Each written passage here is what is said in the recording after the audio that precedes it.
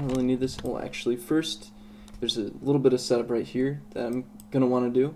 We'll create a new material, and I'm going to, in the material settings, I'll just minimize this so I don't have to scroll all the way down. And then there's the displacement. Where's that? Wait, I'm blanking a little for a second. So maybe some rendering, displacement. I'm just gonna come back to that and start just blocking out the shapes, because that's really what I need to do right here. So I'm gonna go in rendered view. I'll make this cycles. Oh yeah, that's why it wasn't showing, because I need to be in cycles for displacement, right? I'm off to a good start. Really it shows that I know what I'm doing, but settings, yeah, displace. So I'm not far. It's not that one, but okay, displacement, bump, displacement, and bump. Okay. And now I can close this off because I think I'm getting the settings that I need. I'm going to close that as well. It's the side panel and menu. Yeah, and so here I have this reference that I'm kind of moving around, figuring out the best place to put it. I'm going to be watching your comments while I do this, and hopefully I'll catch them, and I can respond if you guys have any questions or comments or whatever. So I'm going to start with this gradient texture and make it spherical. I'm switching that so fast because it's underlined, which I've mentioned in the past few videos on how to do that. So here's a vector transform because the center of the sphere is in there. So I'll change that to -0.5, and because this, yeah, so that's a good mask. I'm gonna put this in a frame, so just to keep it organized. Get that and call this dough. This is just the dough section as opposed to the chocolate chips. Those are going to be the two elements in this, and I want to organize it by element. So create the chocolate chips. Just simple, like a lot of things. If you're making rocks, pores, or whatever, you can be like, hey, Voronoi, it kind of looks like that. It's not going to be perfect, but we can get, you know, kind of what we want. And I'm going to go with distance to edge. It's kind of the closest to what I want. It's not ideal, and it's kind of limited. If I wanted a perfect shape, I'd probably hand paint it and then bring it out in another texture. And maybe I'll show in a future tutorial how to do that, how to repeat particles and stuff. I mean, there's how many more days in November? 29? I don't know. You know, maybe it'll come. I'll be using a trick like that in a future stream like this. So there's the chocolate chips. Yeah, that's going to be the height, and I just added to that. And for displacement, we are going to add on the vector menu, vector displacement, so VD, and then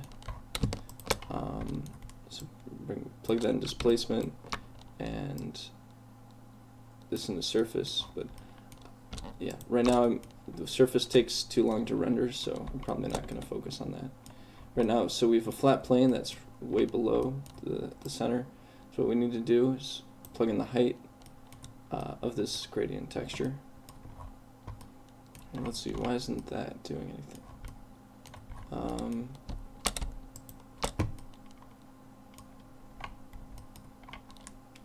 If I adjust the scale.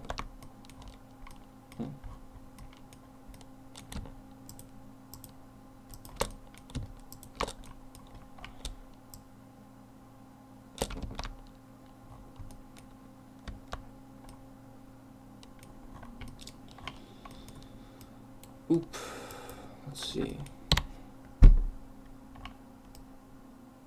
Object, space, displacement, go to properties. I mean, the displacement's going on right there, so don't know why.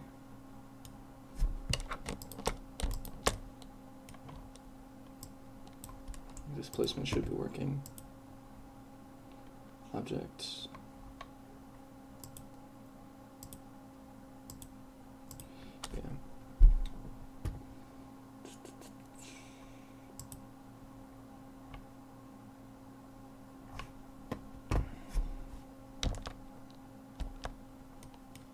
Oh, yes, of course. So we need, just realized we need geometry to work from. So I'm just subdividing that a whole bunch of times. You could use it with a modifier. And now we have geometry to work with. And for my purposes, I think that's pretty much enough. And we can bring this up, I think, if I change the mid-level to 0, it will be right at the base. I can scale this. I'm actually, yeah. So 2 right there, it'd be the same as if it were to multiply, something right there. I'm going to use this color ramp to change the curvature of this cookie. Yeah, a little extreme. And so I just want a bevel on the edge. And let's slowly lower the cookie down.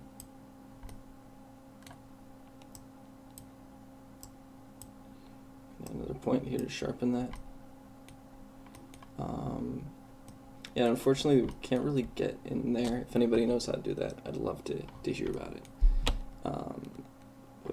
Yeah, so that's space for a cookie. I guess another element to have in addition for the dough is the cracks. So let's call this part chips.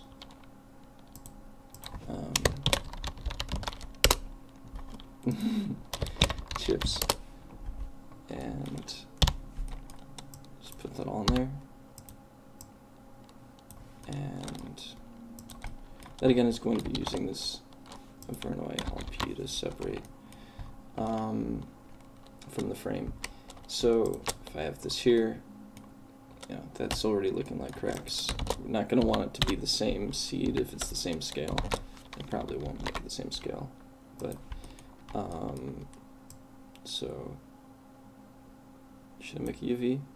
I think generated generally makes more sense three-dimensionally. I think it's still shading it as a plane right here, if you can see, because it's being stretched. So it's saying, okay, it's a plane, and then it displaces it afterwards. So there's not really much of a difference between 2D and 3D in this case. If you have a workaround for that, that'd be good to know. It'd be nice if there was an option to change that. So I'm do the same vector distortion as shown before. Just going to use noise texture, and that'll give a more crackly feel. That's a bit strong. So again, linear light, as I described in my previous video on texturing hair, creating hair textures procedurally. It just shifts things and then without displacing them. It's kind of like adding it and then but without the offset, which might be kind of difficult to understand unless you really work with it and see what the different blend modes do for yourself. So that's good, and I'm going to want to use another noise texture with a different scale or position, and use that to create variation in the height of these cracks. So I'm actually I'm going to use an add, or let's just use linear light. Linear light again is similar to add, but it kind of doesn't shift things away too far.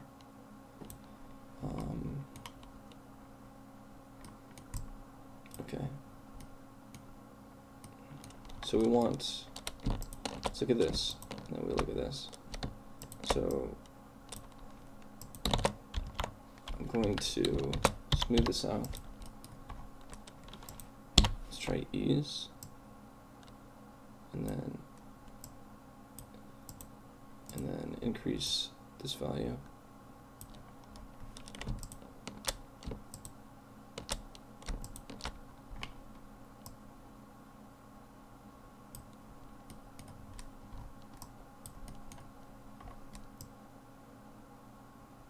So when you add something, it's like you're shifting it over, but multiply stretches things out. In linear light, so that's like adding, like I said, so that makes it more, when you're putting in cracks, you should be adding, subtracting, or linear lighting. So yeah, I mean, I think that looks pretty good for now. You know, I think Blender's node system is kind of limited and wasn't originally made for creating entirely procedural things, even though that works really well and it's a lot of fun. I just want you to keep that in mind. But like, you know, things like Substance Designer or that open source small program, Material Maker, makes it that's kind of more for texture creation because it's pixel based as opposed to vector based.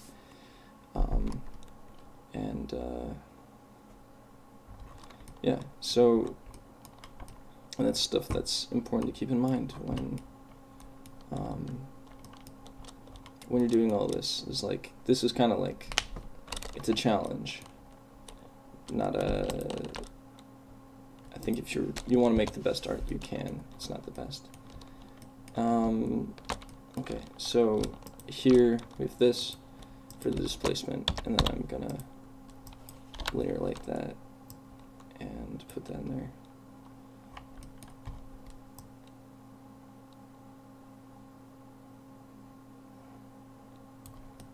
So if we look at this, well, it's pretty hard to see. We're gonna start getting into the shaders. You can just see this geometry. Right now it's hard to get a sense of the crack, so I'm just gonna use this diffuse shader.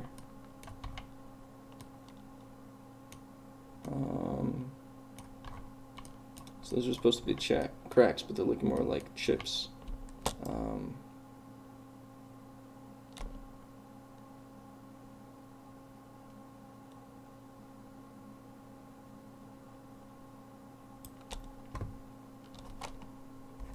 Subdivide it one more time. Every time you subdivide it doubles the amount of geometry, so it will slow things down, I think. Yeah, not really the effect that I want. So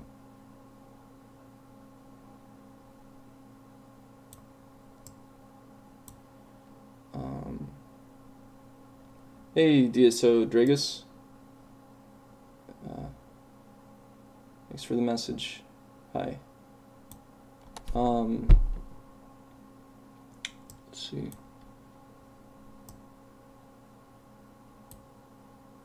Yeah, so it's kind of a sharp angle right there. Let's move this light around. For the sake of this, you get an idea, and we'll just figure this out. I'm doing good. Just making a cookie. Things are fine. Let's see.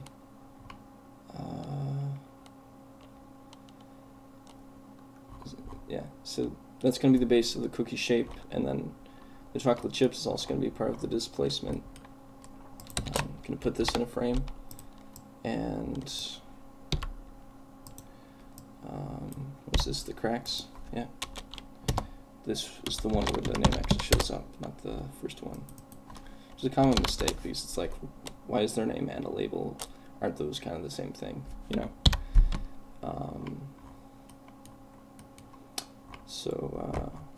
Yeah. And so the chips,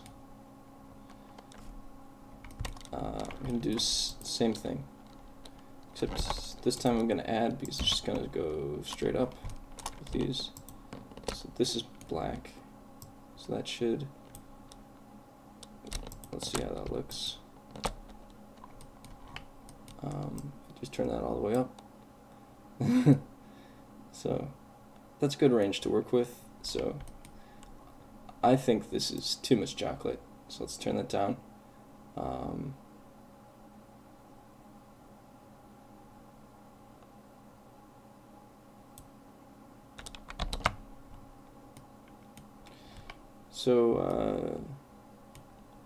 Yeah, and then so that's good. That's our cookie pretty much. Maybe we could flatten the top of this Just by dragging that there. Gives this another edge of the cookie to work with. You know,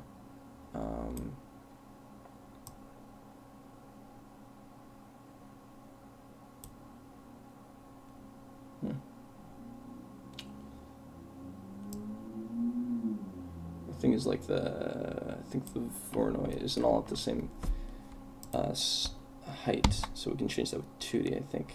Maybe that's works better. 2D only really works the way I'm doing things.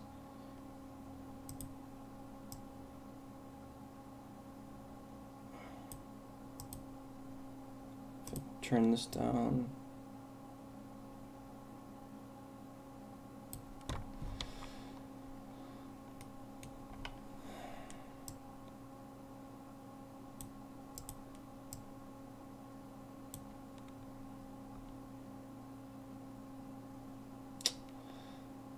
I think that's going to look pretty good once we get the materials in. So right here, I'm actually gonna go into the material view because it's just a quicker preview, and cycles can be kind of slow when you get into when you get into material shading.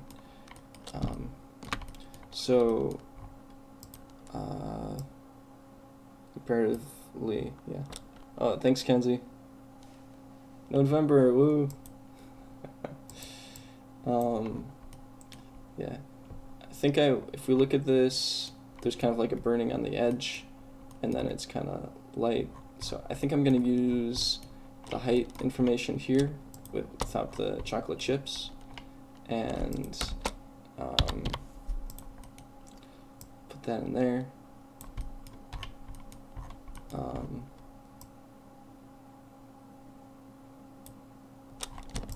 So if I look at this, yeah, so you see, like that preview would be a lot slower in cycles. Cycles is great. I don't mean to bash on cycles. It's just, you know, it can be a little slow for certain things. I think it's an amazing ray tracing render engine, and you know, that's in a free software, like, yeah. You know, a lot of people, they just use Blender for the rendering, which is great. So there's the height. You know, alternatively, like I would have, if I could, I would use generated and then separate on the z-axis, so there's a gradient upwards, but all of that, it still interprets this as a flat plane, because the displacement doesn't happen until after. I mean, it does this, and then it does this placement, so it only sees it as a plane. So if I put this in, so if that gradient, let's get some more lights in here, and how about we add a world texture, and yeah, so now we have a very shiny plastic cookie.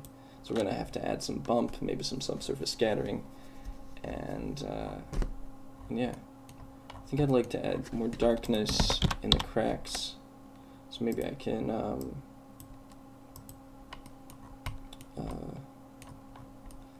so if I look at this,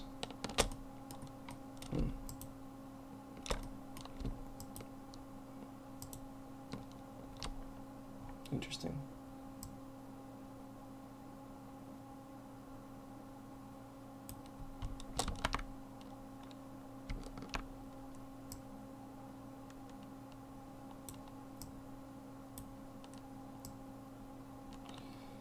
Hope you guys are enjoying this. How are you guys doing?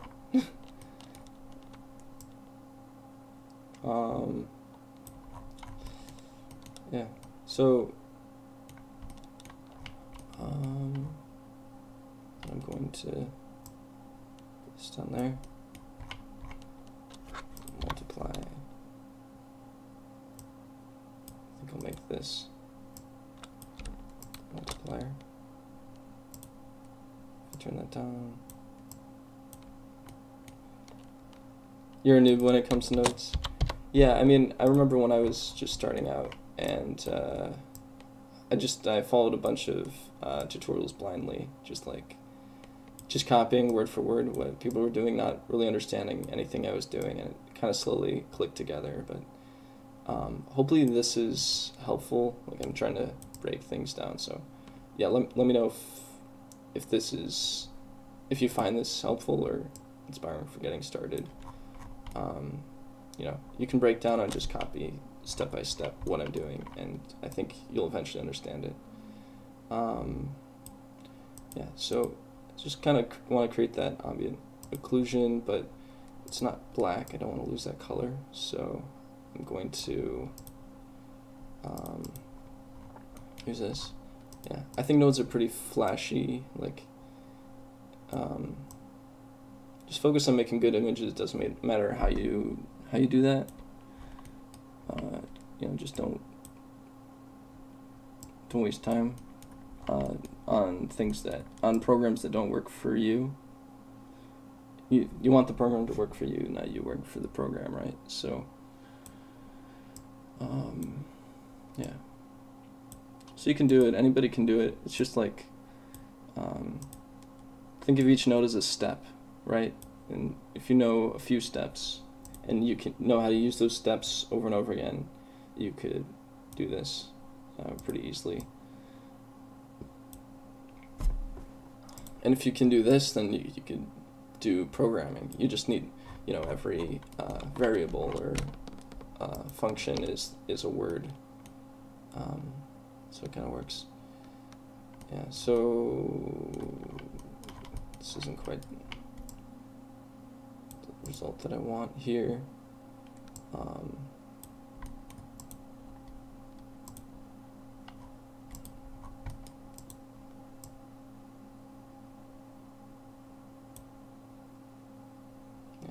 And see, it's going over the tile chips, but that's okay because that's not going to show up in the final shader, because I'm going to combine this material with using a mix shader. Okay, yeah, so that's pretty good. And then for the bump, so delete that, so I wasn't using that. So bump can be kind of slow things down a bit. So I'm just gonna create the alpha right here. You notice pretty much most of the time I just use two textures, and that's Veroni and noise. It's Veroni, and we're getting that stretching down here. Maybe I'll shift the cookie down and then scale it up so that I don't have that until the cookie starts there. But we'll see how I fix that later. And yeah.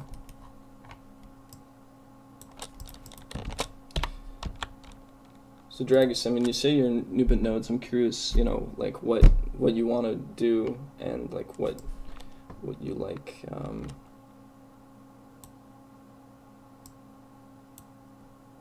Yeah, I mean, what would you want to do with nodes if you could do something with them? Yeah, so same old, same old. I'm doing the same thing. Linear light, normal, creates that distortion, which means just shifting over the placement, and that's what a vector is a position.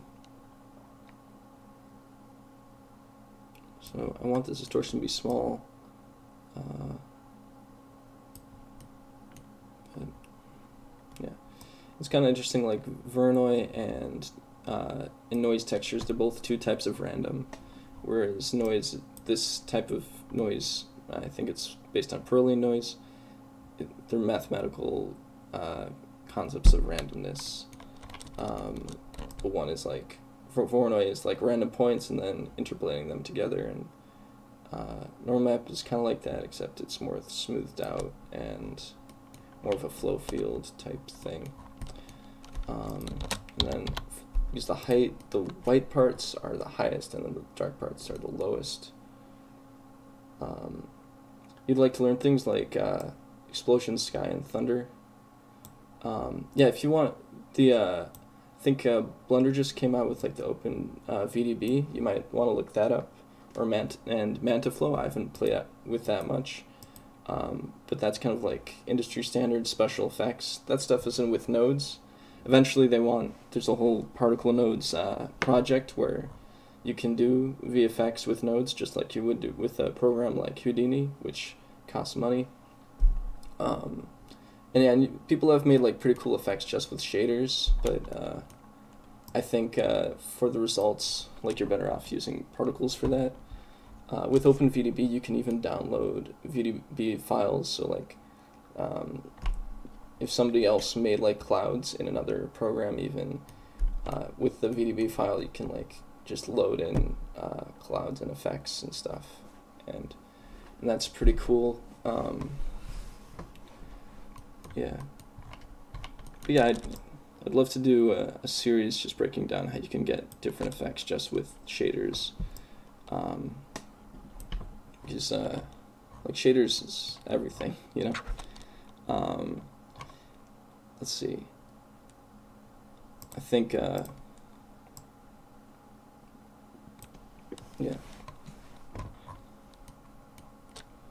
Ideally, I think Blender would have like a thing that's separate where you create texture alphas, so that this black and white texture they can use to control roughness or height. So black is 0 and white is 1, if that makes sense. Like most of these values go from 0 to 1, and when you plug in a texture, that determines the surface quality. You know, it's like when somebody's like on a scale from 1 to 10, or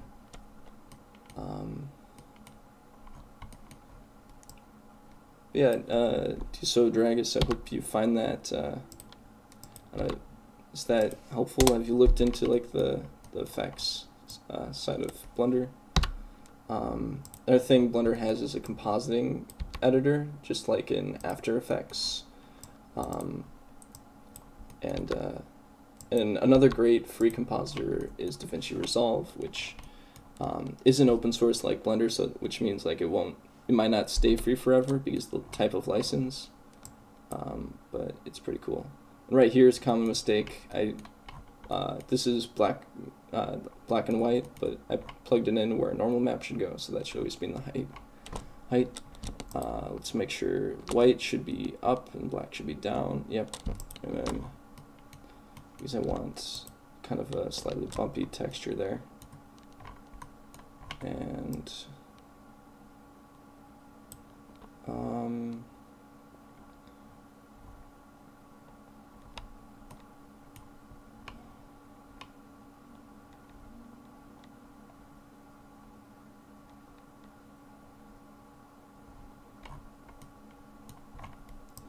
yeah. When I'm not doing shaders like this, like most of my videos, I want to be making sure I'm showing like the best workflow possible. So you know, when people do things, they're doing them like the correct way. And you know, when I've learned more about like doing effects in Blender, I'd love to make videos about that, because I think that's really empowering for like creating effects that like have motion and or have like a cinematic quality to them, and like, you know, just adding dust to your environment, you know, can add a lot of detail. Okay, so I think I'm actually pretty close to done. I just need to add these chips, and because I masked this out, I can remember that, you know, with layout and frame, I can keep that organized, and you can change the color of this too. Wait, no, not there. The side menu right here, color, and I can just like set that. So, you know, if you have a lot of these, it's pretty easy. And then, so I'm just gonna add a node there, plug in the FAC, and let's see, I'm gonna have to bring it as close to 1 as I can without being 1, because that'll blow it out to white. So let's try 0.01 if it'll take that. Okay, that's pretty good. And if I go in there, so now this part's black, which makes sense because there's no shader in here. So this is the shader. You can tell it in green, and I'm just gonna copy this, and no, I'm gonna start a new shader, just so shader principled, so that P underlined. Every time you do it, and you know something's underlined, that means you can just look it up again. And I'm just gonna make this whole thing chocolate. To see how it goes. Okay, another message from DSO Dragus. Do you know how to do things like dirt, just moving when running in animation? Want to create some mini fighting animation in half a year. If I can do it. Yeah, with big projects, make sure you're setting small goals so you can accomplish everything that you want to. Right here, I'm just adjusting color, roughness. I think that's going to make up the chocolate the best. So anyway, yeah, there's so for things like dust moving when running an animation, I think if you're starting out, if you just want to make an animation, focus on making your animation look good first and foremost. Because like those little details, just think about like if somebody were to watch and not knowing much, like what would impress them the most, and like, if you're in a portfolio, if somebody's trying to judge your level of skill, you want to spend the most time in the places where they're gonna see your level of artistry. So like, your modeling and your animation, but if you have really great particle effects, but like little things like dust, it's really satisfying to make small things because then you can complete them. Like, if you made like a model of a wine glass, it's really close up and it's on a tablecloth and it looks real and people can't tell if it's real or not, but it's just a wine glass, it's pretty easy to create. Hey Kedge Art, good to see you, thanks for coming on. But yeah, so, yeah, there's some stuff I can't like boast about how much I know without actually showing you how I do it, in this case, but, check out, dynamic painting in Blender, which allows you to, create steps, or like if two objects come into contact, it vertex paints on it. So like in your animation, you can create effects like footprints in the snow or something. So that corresponds to the height and the shader, and that can be a really cool thing to show off. So right now this is a gradient right here, and so I'm doing a similar thing where to make it a mask, you want it to be not just gray; it has to be black or white. Programming, you call that a Boolean. So right here, so everything under there I want to be invisible. That's why I'm using this transparent shader. And yeah, beautiful absence of a cookie. That's actually more artistic than the final result I'm going for, which is this. There's my cookie, which is just very aggressively CG and blocky. I guess I could add more on the shading of the chips, but yeah. Kedge Art, you'd be a boss at Substance Designer since you're really good with nodes. Yeah, I'd love to get my hands on that. I kind of have a problem with like Adobe's like subscription based thing. Like, I think knowing Substance and having experience with that would open up the doors to a lot of things. But like, and I really wish there was like another alternative to that. Because like I totally disagree with the subscription model things where like you just keep paying for things and then you never really own it for yourself. But like, yeah, it's industry standard, and yeah, because a few years ago Substance wasn't owned by Adobe and it wasn't a subscription, but when Adobe purchased it, that's what happened. And yeah, but it's an amazing program. So yeah, maybe at some point I'll try it out. I'd love to. Yeah. I've definitely followed a lot of tutorials. I mean, even if you don't have certain programs, there's definitely a lot that you can do. You can still learn about those programs and then see how you can do that in your own workflow. And that's kind of how I've come up with certain tutorials. Like in my skin texturing video, I was just kind of looking at how you would do it in Substance. And then because people, when they think of texture painting in Blender, it's like, well, you can't do layers, but you can do mix. You can use mix RGB nodes and mix shader nodes, which can do pretty much the same thing. And then, but you also have it in one program, so you don't have to go back and forth and re-import. Yeah, cool. Yeah, it's free for students. Yeah, I mean, I'm out of college right now, so I don't know if I'd be able to.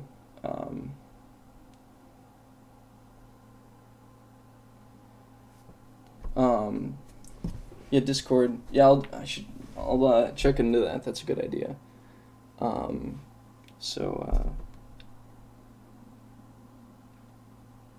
Yeah, that'd be good to keep the conversation going, because right now it's limited to the comments section, and you know, I'm still figuring out, like, social media marketing and all that, where I should actually, my platform should actually be.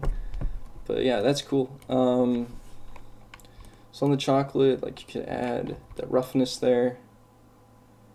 Maybe I don't need that. I mean, this is still looking pretty funky. Maybe I don't need all that distortion on these, but yeah.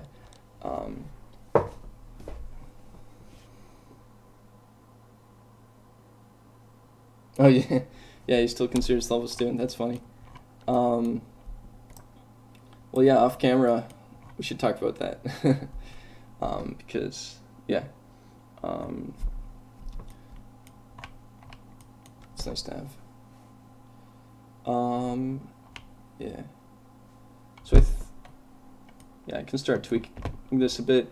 I mean, with to make things feel soft, you can add some subsurface. I didn't turn that on because it kind of slows down your render time, or it's just kind of fuzzy for longer. But actually not on the chocolate, on the on this. So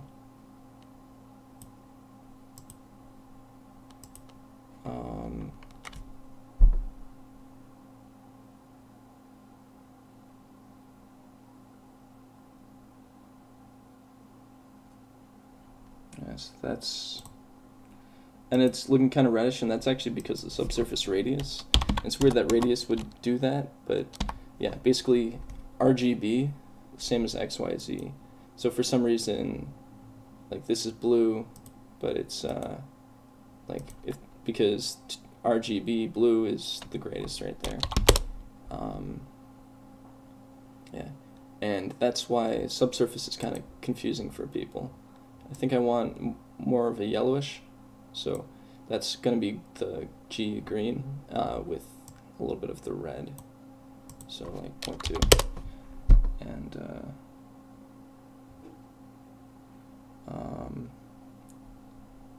yeah.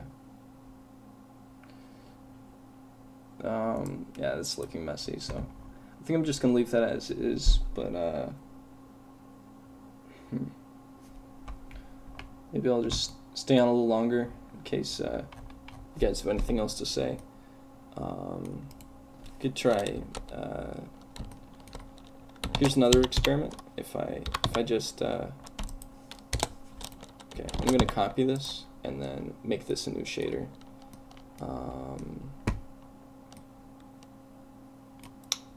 Yeah, make a new material, and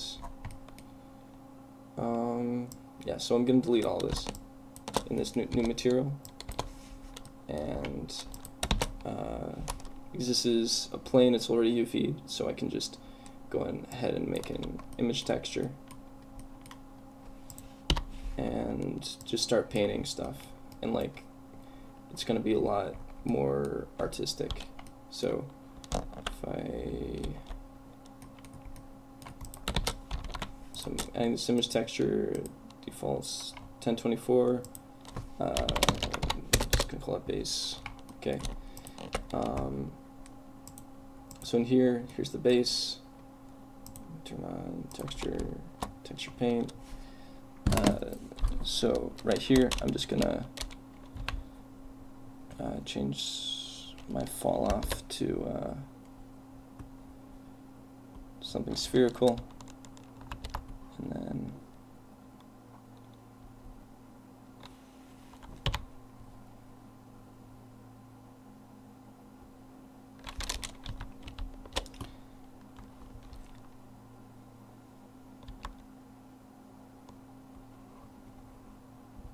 it's kind of slow, which is typical if you're, I guess if it's really high on the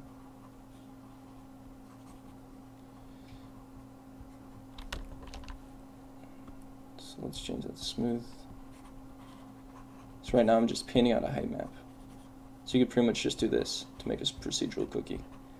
And, you know, it's actually, like, in some ways more control. And then if you plug that into, yeah, and then I'm going to create another texture right here. So new texture, chips.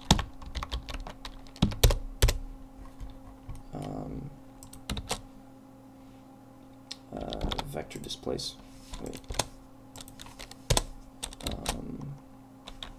Yeah, so VB vector displacement. And you plug that into the height. Finally.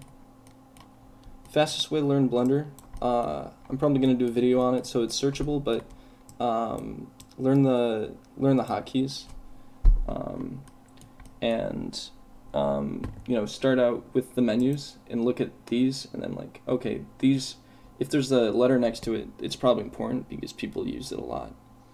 And then you'll slowly learn the things in between that will speed that up. I think watching how I work, like there's certain shortcuts to doing things, and like just look at like the artists you like and see if you can see how they put things together. And yeah, and like I don't even use like the tools here, like I don't need to, and it's faster and there's more control. Like for example, if I were to use the scale gizmo, you have this control with the handles, but if you add scale, like right here, if I press S, it scales out really fast, but if I'm out here, it scales slower. I mean, like if my mouse is further from it, there's like more fine tuning. And it's like little things like that where the hotkeys are better. You know, just, you know, there's a combination of doing things that you really like and doing things that you, that you're just really natural at.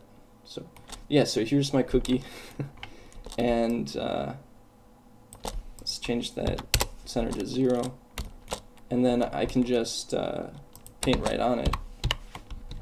So now I'm just going to add these chips. Texture paint. So because I clicked on that node, that's selected right there. You know.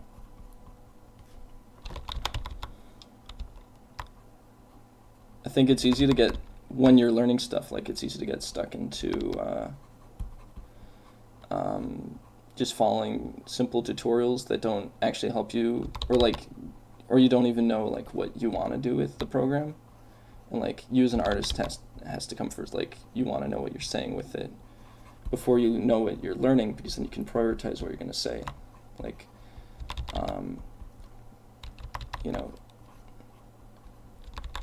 example is like if you were making like an animated short film, and in your concept art you create this beautiful backdrop painting, you don't want to end up painting that without,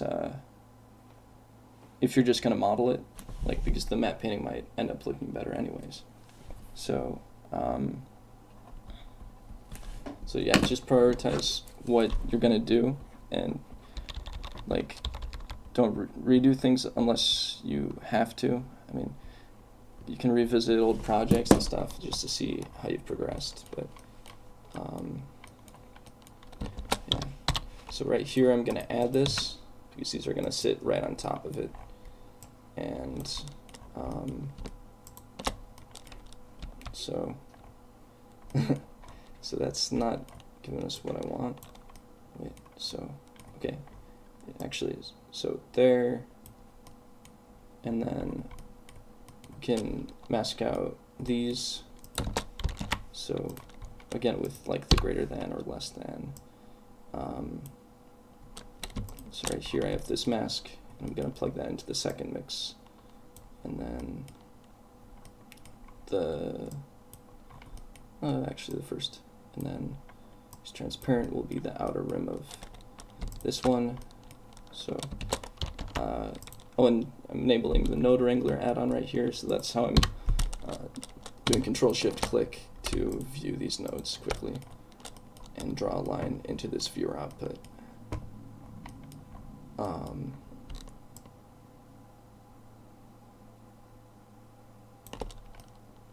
So right here,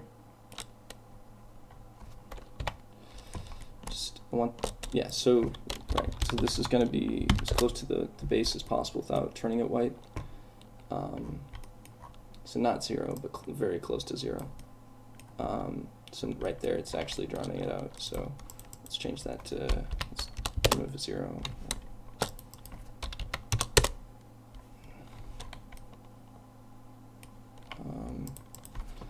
Let's move it.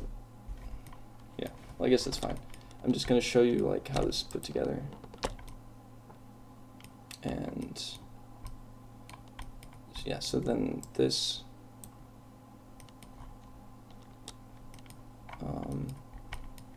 let's just swap these nodes.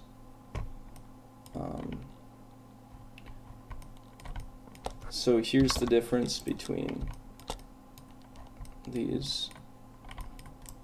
We can do similar gradient thing we did with the other one. No, not that.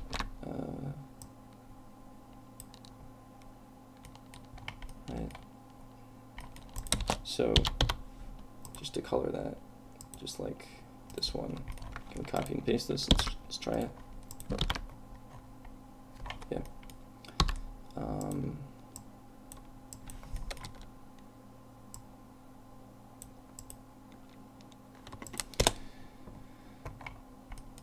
Yeah, so let me think, like learn the shortcut keys. There's probably other,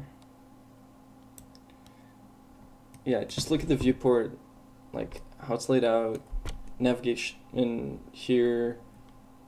Like you could theoretically just use it all with the mouse, which is great because then you could use like a tablet or something. But yeah, I mean, if you watch my videos, I'm just trying to break down like the best workflows for doing that. So you know, you could even just follow complex tutorials and then see how that works out. Yeah. So there are two very different cookies with slightly different workflows. I hope this kind of gives you a better idea. So just to sum it up, I have two different materials.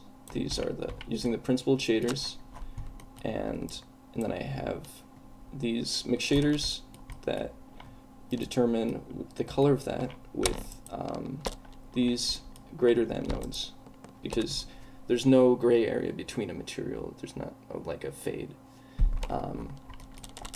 And that's pretty much what I did procedurally, making these textures. So there you go. I hope you guys found that useful, and I'll look into figuring out a Discord chat pretty today, but yeah, we'll see what I come up with. Yeah, so thanks guys. Have a great day.